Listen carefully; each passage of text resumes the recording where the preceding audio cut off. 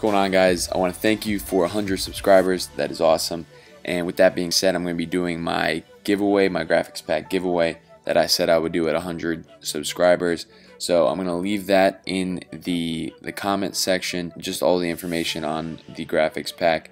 Graphics pack's going to have fonts, it's going to have some overlays, it's going to have different PSDs that I've used, and just anything that can really help you guys. It's just a thanks for 100 subscribers, especially those that, you know, comment and like. It's always appreciated. This is going to be about half of my entire editing packs, and I'm going to do the other half once I hit 500 subscribers. All this stuff is going to help you guys just learn how to edit, and I think it's really valuable. With that being said, let's get into this week's video. I'm going to take this picture of Ja Morant and I'm going to turn it into this.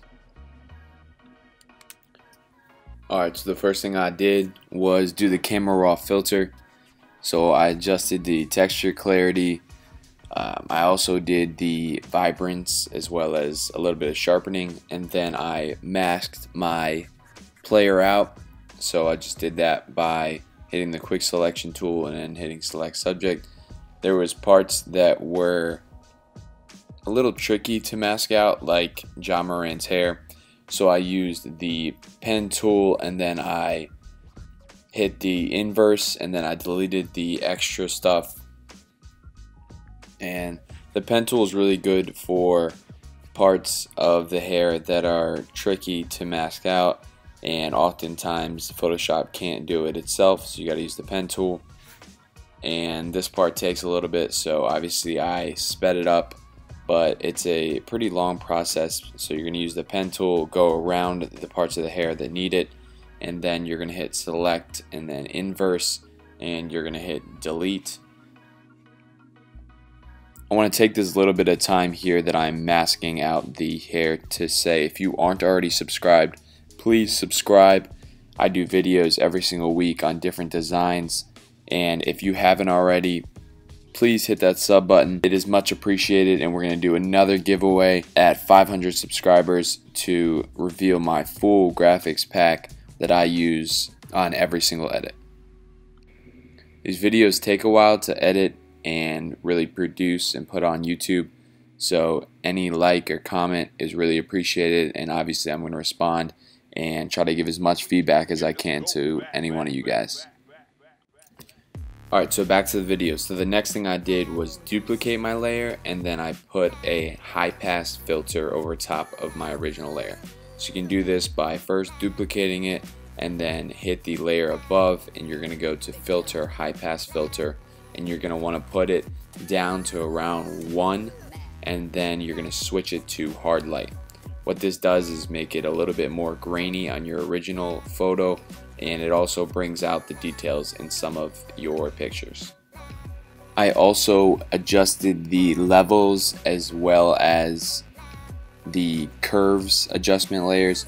So the levels, I've talked about this in past videos. I usually put it on multiply and I make my darkers dark, and then I put the second levels on screen to make my lights lighter. And you can see me adjusting the curves after that just to mess with the colors a little bit. I wanted a little bit of a darker look to this particular edit. Alright, so this next part is one of my favorite methods to make your shadows a little bit darker. So what you're going to want to do is you're going to take your paintbrush tool, and with a duplicated layer you're going to paint over top of your picture, and then you're going to go to your blending options, and you're going to go to underlying layer, and then what you're going to want to do is you're going to take the slider on the left and you're going to move it towards the white side. So then you're going to create a new adjustment layer, and you're going to go to color lookup. So there's plenty of different options for color lookup, and you really just have to scroll through each one of them to see which one fits best with your particular edit that you're doing. So some of my favorites are the ones in the beginning, 2-strip, 3-strip. I like to use those in combination with each other. It just creates a particular design that I think looks really cool. But any of these are really good. You just have to pick which one is your favorite, and you can always adjust the opacity on a particular color lookup.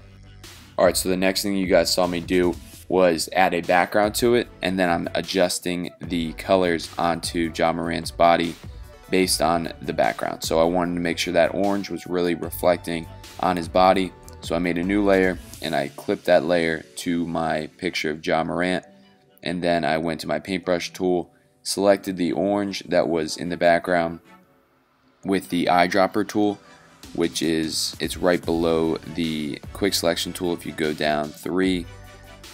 And then once you have that orange selected, you can paint that onto your player's body, and then you can adjust the blend mode to make it either brighter or darker, and you can always change the opacity if the effect is too much.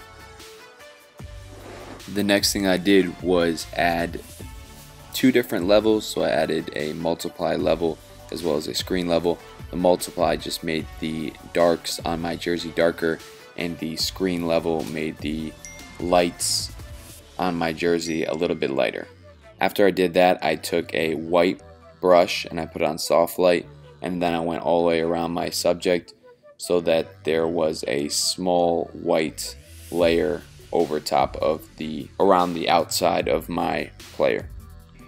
Once that was done, I added a orange overlay over the top of my entire image to create a light source from the right and the left of my subject.